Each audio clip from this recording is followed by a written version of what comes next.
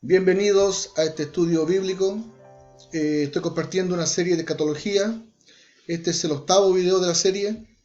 En el video anterior terminamos una parte muy importante en donde procuramos analizar y profundizar en las doctrinas más preponderantes y más populares de la escuela o la postura dispensacional.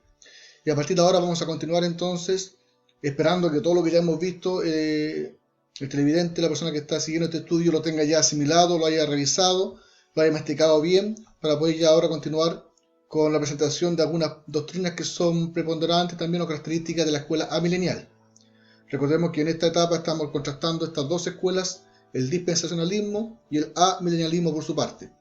Así que de todo modo, como ya presentamos gran parte, o lo más medular, lo más característico de la escuela dispensacional, y dentro de esa presentación también fuimos contrastando lo que decía también la escuela milenial por su parte, creo que ya en esta etapa tenemos más o menos claridad con respecto a la posición diferente de estas dos posturas en ciertos temas. Por lo tanto, espero que ahora sea un poco más fácil también avanzar a la vez con respecto a lo que postula la escuela amilenial. También de todos modos voy a ir procurando contrastar estas doctrinas con lo que también propone o opina la escuela dispensacional al respecto. Bien, algunas doctrinas entonces del amilenialismo. Hasta aquí hemos revisado y analizado bastante sobre el dispensacionalismo y las doctrinas más sobresalientes de esta postura. He procurado contrastar cada una de estas doctrinas con la postura milenial, además de otros eruditos y teólogos que, aunque no son amileniales, de todos modos igual no comparten muchas de estas doctrinas de la escuela dispensacional. Finalmente, y por sobre todo razonamiento, he procurado contrastar cada doctrina expuesta con los textos bíblicos postulados tanto para defenderlas como para refutarlas. La mayoría son referencias de todos modos de la postura milenial, dado que, como dije, el propósito es poder analizar y contrastar estas dos posturas. Tal como se advirtió, resulta bastante complejo y hasta agotador revisar cada doctrina del dispensacionalismo, debido a lo complejo y detallado de su sistema. Sin embargo, creyendo ya haber expuesto lo más significativo de esta postura, queda ahora entonces abordar ciertos temas puntuales que son parte de la escuela amilenial, la cual sin duda es más simple y acotada. Trataré de todo modo de presentar algunos temas que creo son preponderantes en el modo de presentar, en el entendimiento general de la Biblia sostenidos por esta postura. Del mismo modo, se irán contrastando las ideas e interpretaciones de ambas posturas al respecto. De ese modo vamos entonces a revisar brevemente algunas doctrinas de la escuela amilenial. El primer punto que quiero compartir con ustedes es la idea de la escatología en la Biblia. Esta postura milenial sostiene de que no solamente encontramos escatología en los libros de Daniel y Apocalipsis, sino que también está presente en toda la Biblia, ¿no es cierto? Hay un sentimiento, hay una idea, ¿no es cierto?, de esperar, ¿no es cierto?, eventos escatológicos desde Génesis mismo hasta el Apocalipsis. Por lo tanto, como decía, al estudiar escatología no solo hay que pensar en los libros de Daniel y Apocalipsis. Esto dado que en el Antiguo Testamento se observa una perspectiva escatológica desde el comienzo y en todo su desarrollo. Me parece muy apropiado en este análisis compartir, ¿no es cierto?, la postura o el enfoque de Antonio Esquema en su libro La Biblia del Futuro. ¿Ya? La perspectiva, ¿no es cierto?, escatológica del Antiguo Testamento abarca algunos temas sobresalientes que revisaremos. Para empezar, el Redentor venidero. El relato bíblico desde el Antiguo Testamento comienza con la expectativa por el Redentor que ha de venir. El relato de la caída, que se encuentra en los primeros versículos de Génesis 3, es seguido inmediatamente por la promesa de un Redentor futuro. En el versículo 15 leemos: y pondré enemistad entre ti y la mujer, y entre tu simiente y la simiente suya. Esta te herirá en la cabeza, y tú le herirás en el calcañal. ¿No es cierto? Eso está en Génesis 3:15. Después de la caída, inmediatamente aparece esta promesa de un Redentor. Este pasaje frecuentemente es llamado la promesa madre, ya que de ahí, ¿no es cierto?, de Génesis 3 ya comienza, ¿no es cierto?, a presentarse esta promesa de este Redentor. Define el tono de todo el Antiguo Testamento. Estas palabras están dirigidas a la serpiente, la cual es identificada más adelante como agente de Satanás. Ya revisamos incluso en otros temas por ahí esa aclaración que estaba, por ejemplo, en Apocalipsis 12:9 y 22, donde se hace alusión que esa serpiente es identificada con Satanás. En la predicción de que al fin la simiente de la mujer acabará aplastando la cabeza de la serpiente, tenemos entonces la promesa del Redentor venidero. Podemos decir que en este pasaje Dios revela en síntesis la totalidad de su propósito salvífico para con su pueblo. Este propósito se centra en la venida de un Mesías a redimir el pecado del hombre y reconciliarlo con su Dios creador. ¿Ya? Discrepancia con el dispensacionalismo, el cual sostiene que el propósito de la Escritura está centrado en exaltar la gloria de Dios, más que en la obra redentora de Cristo. También mencioné eso en un video anterior, de que la escuela milenial postula de que el centro o el mensaje central de la Biblia gira en torno, ¿no es cierto?, a la obra de Cristo, a la obra salvífica de este Redentor venidero. En cambio, los dispensacionalistas sostienen que el mensaje central de la Biblia gira en torno a exaltar la gloria de Dios. ¿Ya? Son enfoques distintos. La posterior historia de la redención será el desarrollo del contenido de esta promesa madre, dicen, ¿no es cierto?, los amileniales. A partir de este momento, toda la revelación del Antiguo Testamento mira y señala hacia adelante. Ansiosamente anticipa al Redentor prometido. Este Redentor por venir, identificado simplemente en Génesis 3:15 como la simiente de la mujer, es llamado más adelante en Génesis 22:18, ¿no es cierto?, como la simiente de Abraham, ¿ya? Tanto en Génesis 22:18 como también en 26:4 y en 28:14. Además, Génesis 49:10 especifica que el Redentor será descendiente de la tribu de Judá. ¿Ya? Se van dando más antecedentes, más detalles con respecto a esta profecía. Y más adelante, en el curso de la revelación, se nos informa que el Redentor venidero será descendiente de David. Eso está en 2 Samuel 7, del 2 al 13. ¿Ya? Otro modo en el cual el Antiguo Testamento describe al Redentor por venir es como el Hijo del Hombre. ¿Ya? Es particularmente en Daniel, capítulo 7, versículo 3 al 14, donde dice: miraba yo en la visión de la noche, y he aquí, con las nubes del cielo, venía uno como un hijo de hombre, que vino hasta el anciano de días, y le hicieron acercarse delante de él. Y le fue dado dominio, gloria y reino, para que todos los pueblos, naciones y lenguas le sirvieran. Su dominio es dominio eterno, que nunca pasará, y su reino será uno que no será destruido. ¿Ya? En el Nuevo Testamento, el Hijo del Hombre es identificado de modo especial con el Mesías, este Hijo del Hombre que lo menciona aquí, ¿no es cierto?, Daniel. ¿Ya? Para resumir entonces, podemos decir que el creyente del Antiguo Testamento, de modos diversos y por medio de diferentes imágenes, esperaban la llegada de un Redentor en algún momento futuro, o en los días postreros, que es la metáfora más común que utiliza el Antiguo Testamento. Este Redentor, ¿no es cierto?, vendría para redimir a su pueblo y ser también una luz para los gentiles. En su primera epístola, Pedro da una vívida imagen del modo en que los profetas del Antiguo Testamento anticipaban la llegada de este Redentor mesiánico. Y leemos que Pedro dice: los profetas que profetizaron de la gracia destinada a vosotros inquirieron y diligentemente indagaron acerca de esta salvación, escudriñando qué persona y qué tiempo indicaba el Espíritu de Cristo que estaba en ellos, el cual anunciaba de antemano los sufrimientos de Cristo y las glorias que vendrían con ellos. ¿Ya?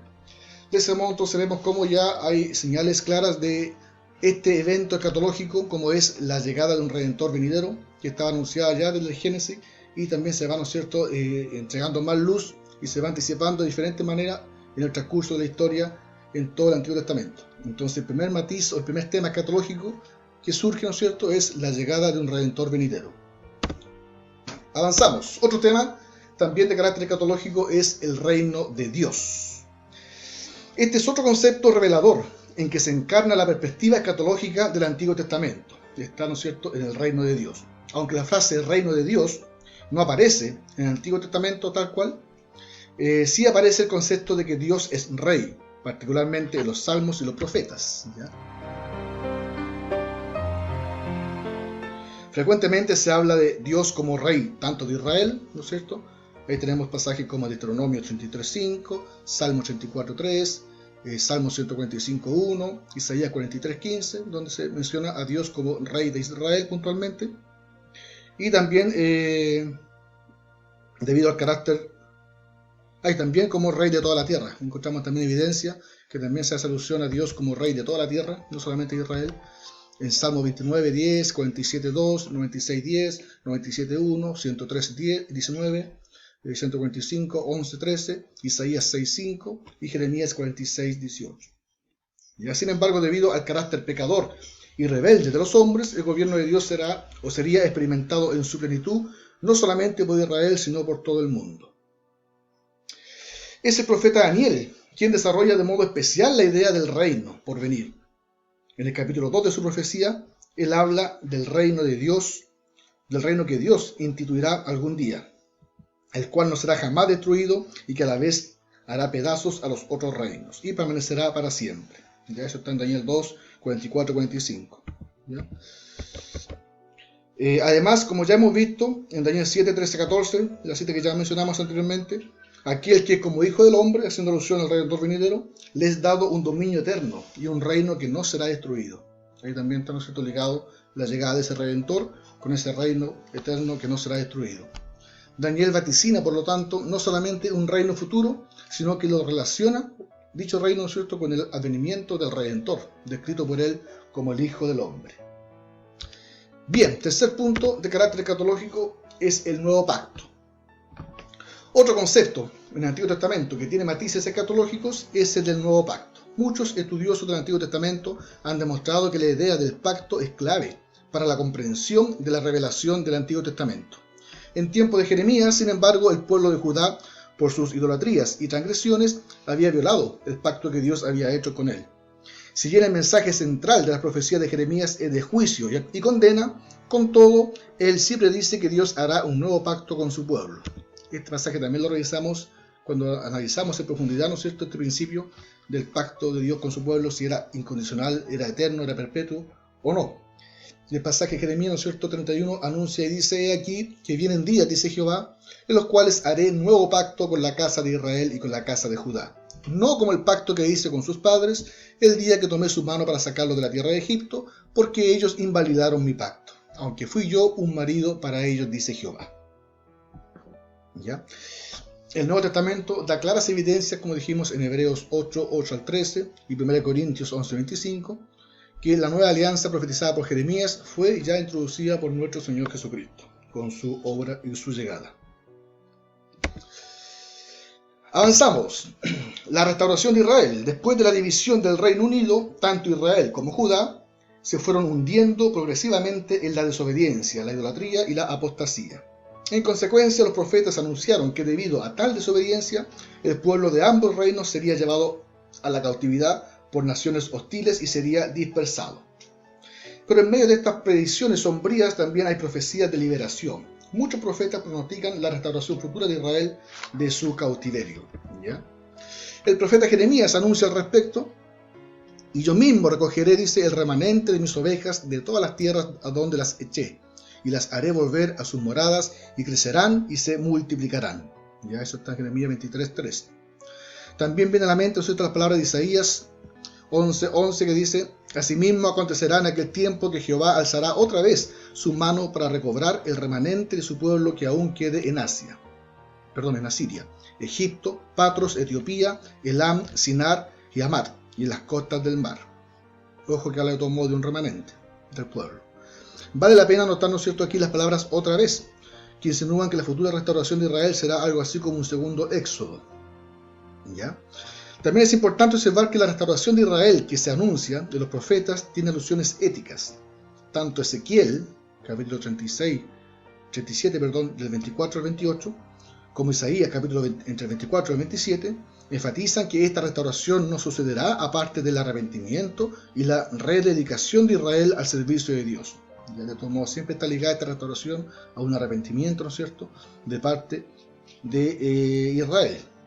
También es importante, yo aquí señalé el capítulo 36 de Ezequiel, 24-28, y también el capítulo 37 entero, donde habla también del Valle de los Huesos Secos. Es importante que leerlo con detenimiento y ver también cómo esa descripción, a pesar de que habla en términos humanos de Israel, ¿no es cierto?, como nación, perfectamente es aplicable, ¿no es cierto?, o se da una comprensión cumplida ya en el Nuevo Testamento con la instauración de la Iglesia, y como también esa restauración que en su momento estaba entregada pensando en Israel, también perfectamente acá se cumple, abarcando igual a los gentiles.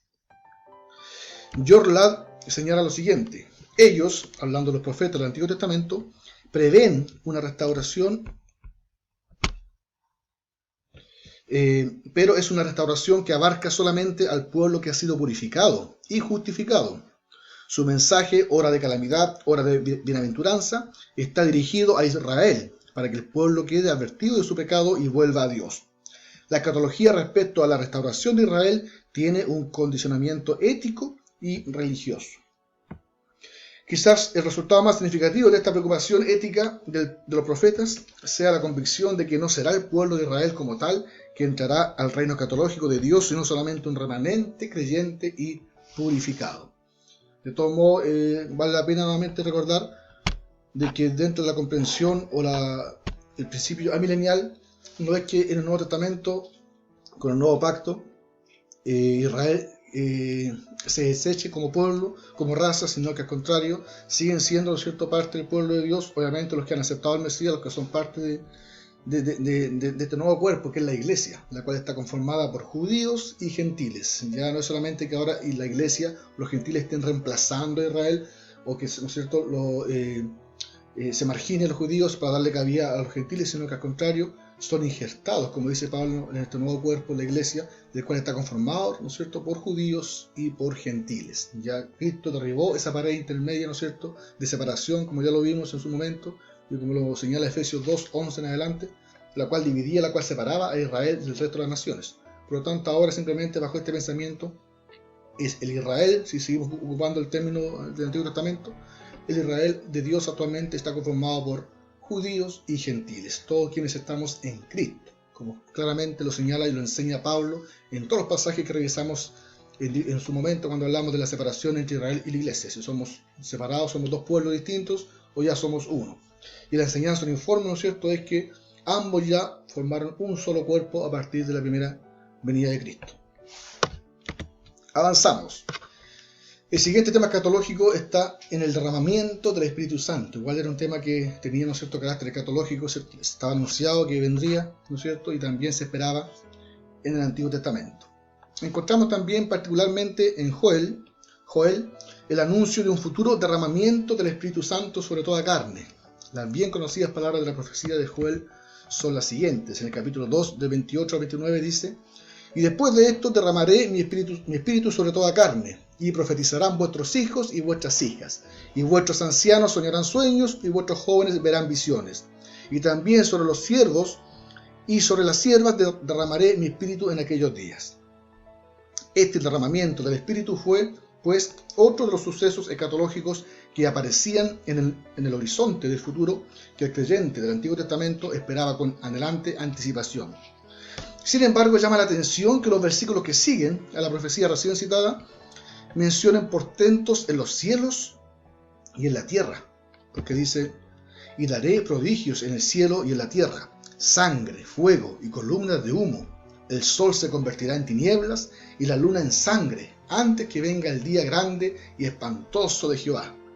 Son los versos que continúan, ¿no es cierto?, a los que leímos arriba, versículos 30 y 31. ¿Ya? Algunos pasajes del Nuevo Testamento, por ejemplo Lucas 21:25, Mateos 24:29, relacionan las señales mencionadas en este pasaje de Joel con la segunda venida de Cristo. Sin embargo, Joel parece predecirlas como si fueran a suceder inmediatamente, antes del derramamiento o posterior, me refiero al derramamiento del Espíritu Santo. A menos que uno interprete estas señales de un modo figurativo, en cuyo caso se podría pensar que el oscurecimiento del sol se cumplió con las 3 horas de oscuridad que hubo cuando Jesús estaba en la cruz. Parecería de otro modo que Joel en su profecía ve confluir en una misma visión sucesos que están en realidad separados por miles de años. ¿Ya? Este fenómeno, que podemos llamar perspectiva profética, ¿ya?, ocurre con bastante frecuencia en los profetas del Antiguo Testamento. Ocurre también, como veremos más adelante, en algunos de los pasajes apocalípticos del Nuevo Testamento. Es decir, esta idea de que en una misma visión, en un mismo mensaje, en una misma profecía, se describen eventos, sucesos que podrían estar separados, divididos, no tendrán cumplimiento al mismo tiempo. A pesar de que se anuncian juntos o continuados, como en este caso, se ve también que se le llama a esto una perspectiva profética, que también hay profecías que anuncian a 2 eventos que están separados entre sí, como es el caso acá en Joel, que en los versículos 28 y 29 narra, ¿no es cierto?, el derramamiento del Espíritu Santo, que también vemos cómo tuvo cumplimiento en Hechos, que también se cita este pasaje, donde se cumplió ese bautismo del Espíritu Santo, pero también a la vez Joel estaba dando señales, ¿no es cierto?, de un día escatológico al final, cuando ya, ¿no es cierto?, en su segunda venida a Cristo, lo cual sin duda el Antiguo Testamento aún no tenía noción de que Cristo vendría en dos instancias, para ellos solamente era un puro evento hasta ese momento. Tenemos finalmente otro tema que es el día del Señor. El pasaje de Joel que hemos citado nos lleva a considerar otro concepto escatológico prominente durante el periodo del Antiguo Testamento, el día del Señor. A veces en los escritos proféticos el día del Señor es visto como un día en el futuro cercano, en el cual Dios traerá una destrucción repentina sobre los enemigos de Israel. Abdías, por ejemplo, vaticina la destrucción de Edom como el día del Señor, ¿ya? Versículo 15 y 16. Pero el día del Señor puede también ser una referencia a un día escatológico final de juicio y redención. A veces, y esta es otra ilustración de la perspectiva profética, se ven juntos en una misma visión un día cercano del Señor y uno lejano. Isaías 13, por ejemplo, ¿no es cierto? Ahí está. Habla de un día del Señor en un futuro no muy distante, en el cual Babilonia sería destruido. Versículos 6 al 8. No obstante, en el mismo capítulo, entremezcladas con las descripciones de la destrucción de Babilonia, aparecen también referencias a un día escatológico del Señor, que está en un futuro muy distante. Así leemos en el mismo capítulo, por el versículo 9 al 11, que dice: He aquí el día de Jehová viene, terrible y de indignación, y ardor de ira, para convertir la tierra en soledad, y raer de ella a sus pecadores, por lo cual las estrellas de los cielos y sus luceros no darán su luz, y el sol se oscurecerá al nacer, y la luna no dará su resplandor. Y castigaré al mundo por su maldad, y a los impíos por su iniquidad, y haré que cese la arrogancia de los soberbios, y abatiré la altivez de los fuertes. Sin duda tiene bastante carácter a la venida final de Dios, al día escatológico último, donde también alusiona a los juicios, ¿no es cierto?, al juicio final de Dios, en donde van, ¿no es cierto?, raer de la tierra a los pecadores.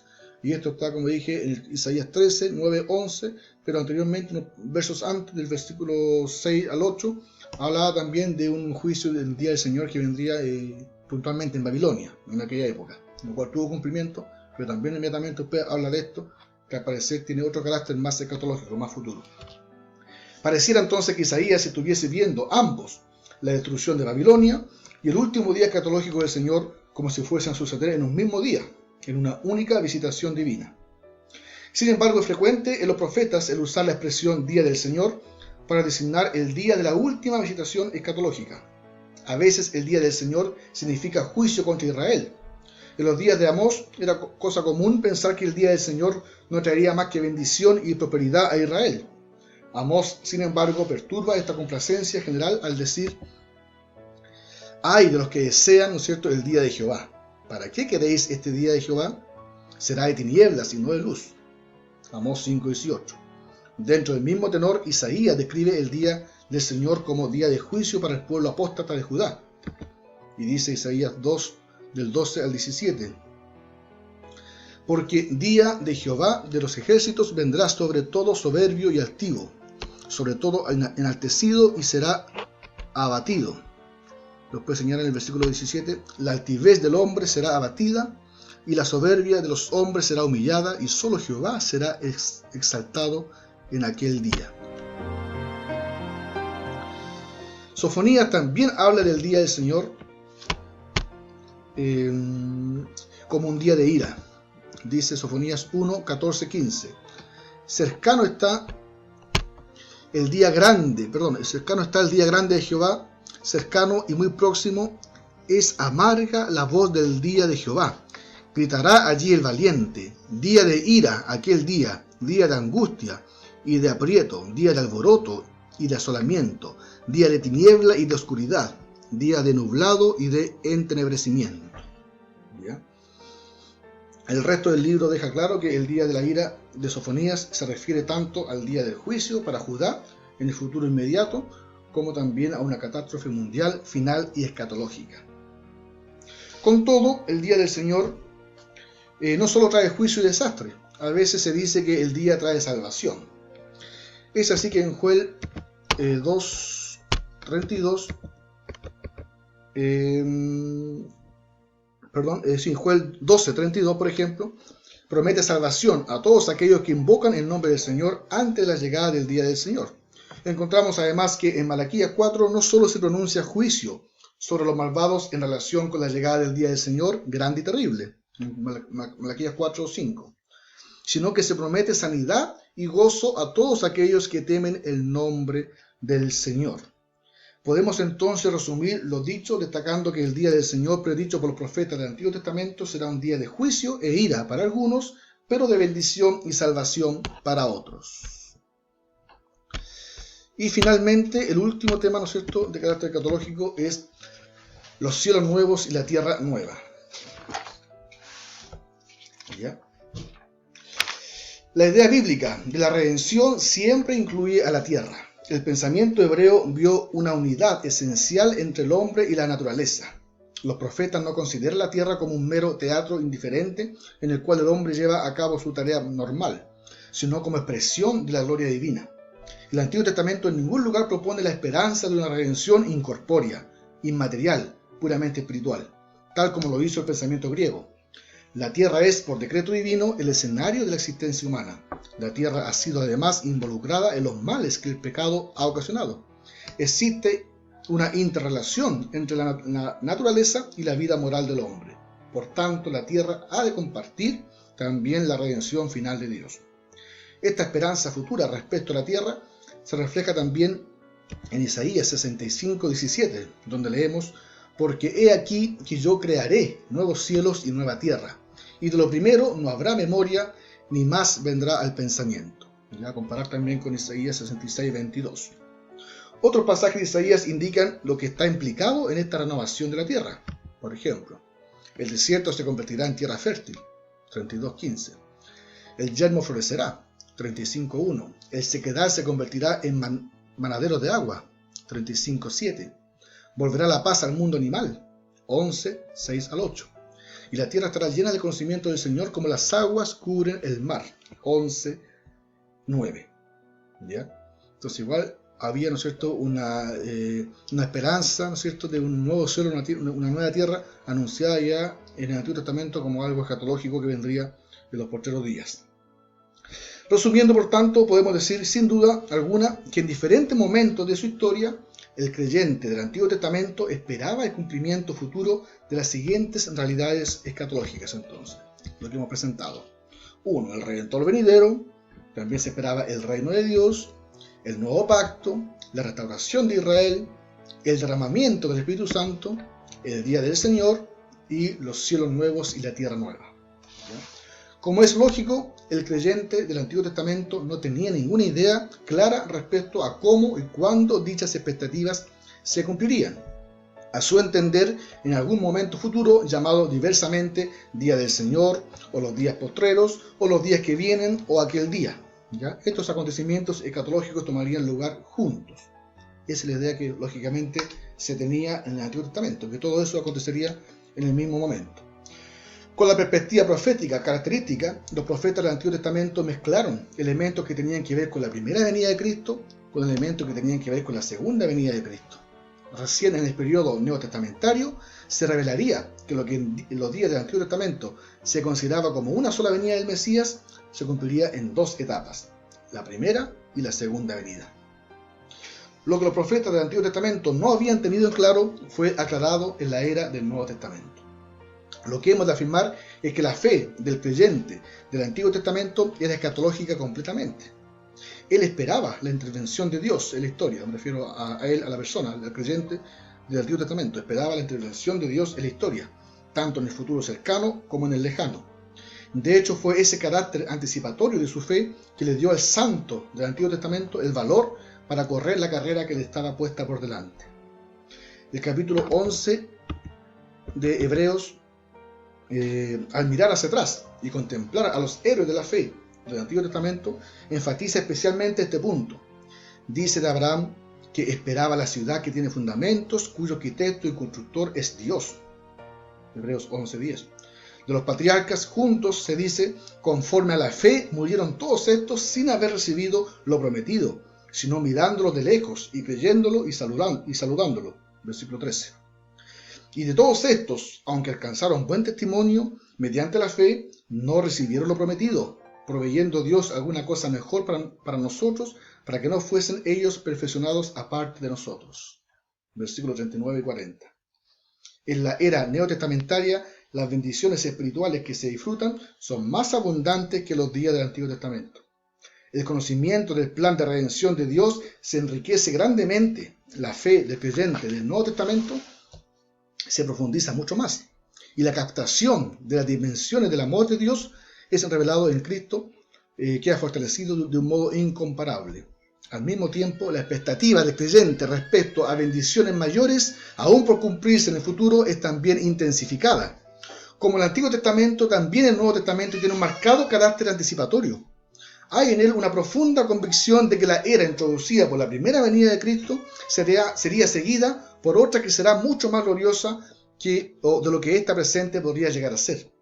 En otras palabras, el creyente del Nuevo Testamento tiene conciencia, por un lado, del hecho de que el gran acontecimiento escatológico anticipado en el Antiguo Testamento ya se ha cumplido, la llegada del Mesías, el Redentor, mientras que por otro lado se da cuenta que hay otra serie trascendental de sucesos escatológicos que todavía debe cumplirse.